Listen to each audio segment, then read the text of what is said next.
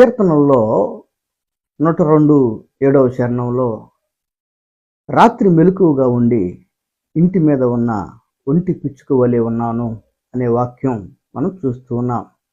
నిజమే ప్రియులారా, మరి రాత్రి నిద్రపోకుండా మెలకువగా ఉన్నటువంటి పిచ్చుకను అక్కడ కీర్తనాకారుడు జ్ఞాపకం చేస్తున్నాడంటే తన జీవితంలో ఎవరు తోడు లేని ఒంటరిగా అనేకమైనటువంటి ఉపద్రవాలు, అనేకమైనటువంటి శ్రమల మధ్య నలిగిపోతూ నిద్ర లేని రాత్రులు ఎన్నో గడుపుతున్నాను అని దేవునికి మొరపెడుచున్నాడు.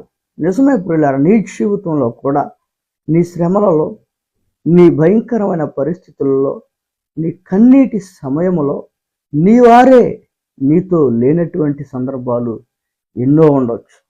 అయితే దేవుని వాక్యం జ్ఞాపకం చేస్తూ ఉంది, ఆయన మనలను విడువడు, ఎడబాయడు. కొద్దిగా ఎడబాటు వచ్చినప్పుడు దేవునికి సమీపముగా మనం వచ్చి మొరపెడిన నాడు ఖచ్చితముగా దేవుడు విడువని వాడుగా ఉన్నాడు. మరి దావీదు అట్టి రీతిగా ప్రార్థించినప్పుడు, ఒంటరి వాడనయ్యా, తోడు లేని వాడనయ్యా, బలము ధైర్యము అన్నీ నీవేనయ్యా అని మొరపెట్టుకున్నప్పుడు అద్భుతంగా దేవుడు దావీదుని విడిచిపెట్టకుండా అంతకంతకు ఆశీర్వదించబడ్డాడు దావీదని రాయబడుతుంది.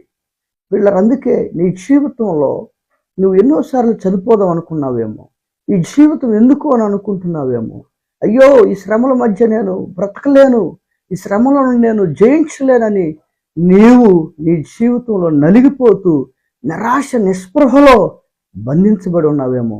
ఈ ఉదయకాల సమయంలో దేవుని వాక్యం సెలవిస్తూ ఉంది, దేవుడు నీకు ఎన్నడూ తోడుగానే ఉంటాడు, ఎల్లప్పుడూ ఆయన నీతోనే ఉంటాడు. కానీ మనమే కొన్నిసార్లు ఒంటరిగా బాధపడుతూ ఉంటాం, ఆయన యొద్ద నుండి వెళ్ళిపోతూ ఉంటాం.